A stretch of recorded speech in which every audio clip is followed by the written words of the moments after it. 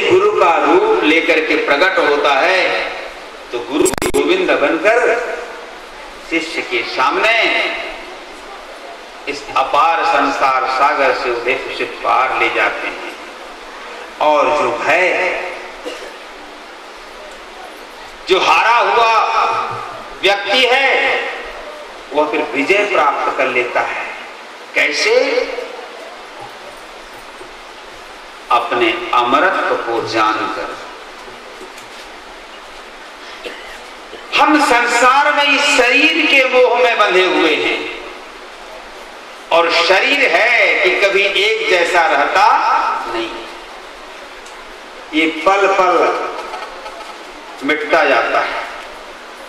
दिन दिन पल पल छिन छिन काया, छीजत जात तमाम।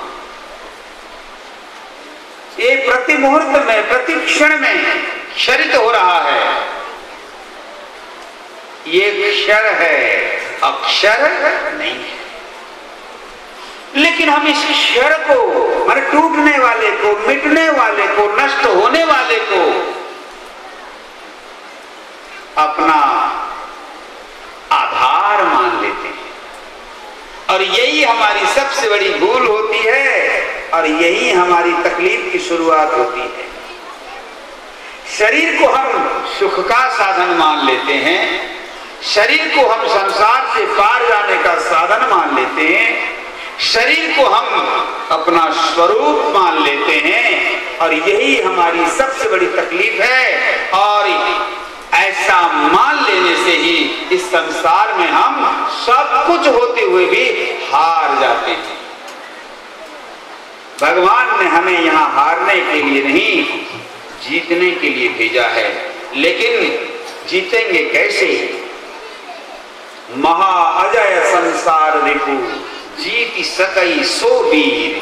जो इस संसार रूपी शत्रु को जीत सकता है, यथार्थ में वही वीर है। लेकिन उसको जीतने के लिए, इस संसार को जीतने के लिए क्या चाहिए?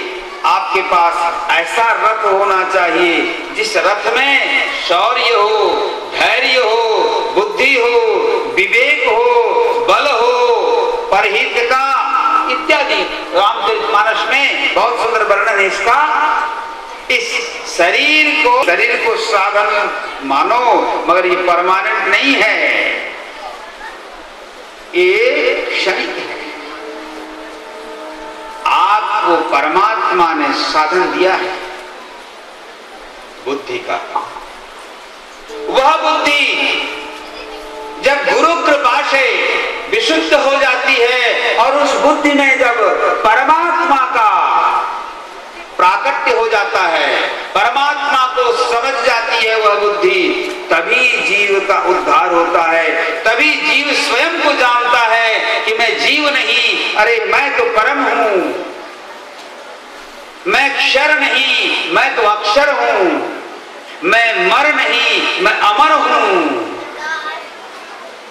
मैं खंडानंद नहीं, मैं अखंडानंद हूं, मैं अजर हूं, अमर हूं,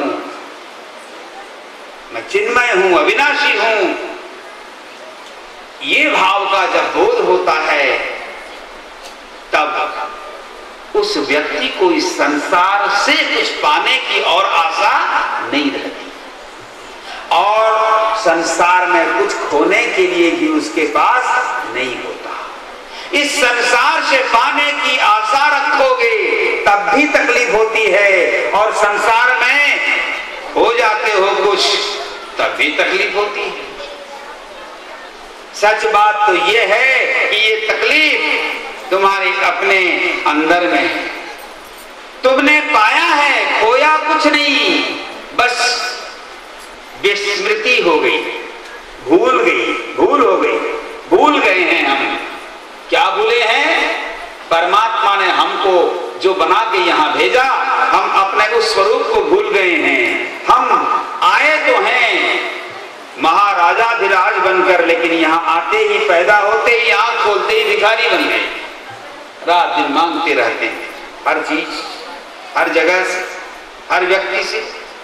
हमें व्यक्तियों की भी जरूरत बढ़ती जाती है, वस्तुओं की भी जरूरत बढ़ती जाती है, और हमारी जरूरत जितनी जितनी बढ़ती जाती है हमारी तकलीफ भी उतनी उतनी बढ़ती जाती है।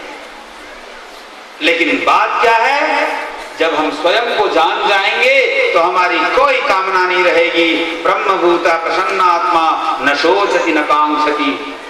हम अपने स्वरूप को जान जाने के बाद, स्वरूप में स्थित हो जाने के बाद कोई कामना नहीं रहेगी। संसार में हम रहेंगे लेकिन संसार हमारे अंदर नहीं रहेगा। संसार में रहना बुरा नहीं है बंधु, संसार को अपने अंदर रखना बुरा है। संसार में रहें मगर संसार को अपने अंदर न रखें। पानी के ऊपर जब तक नाव है तब तक आप सुरक्षित हैं, और नाव में आप बैठे हैं और पानी भी नाव के ऊपर आ गया तो फिर नाव भी डूबेगा और नाव के साथ साथ आप भी डूब जाएंगे। देखो, हम जितने भी संसार में प्राणी हैं सब सुख चाहते हैं, हम आनंद चाहते हैं, इसीलिए तो इतना सब कुछ कर रहे हैं। हम जो भी कर रहे हैं संसार में, खाना पीना उठना बैठना घर द्वार संसार जो भी बना रहे हैं, जो भी कर रहे हैं, उसके पीछे हमारा अंतर्निहित उद्देश्य है सुख की प्राप्ति। लेकिन हमें सुख नहीं मिल रहा। क्यों? क्योंकि वर्तमान में हम जिसको सुख मानते हैं वो यथार्थ में सुख नहीं, सुख का भ्रम होता है। भगवान गीता में कहते हैं सुख चाहिए,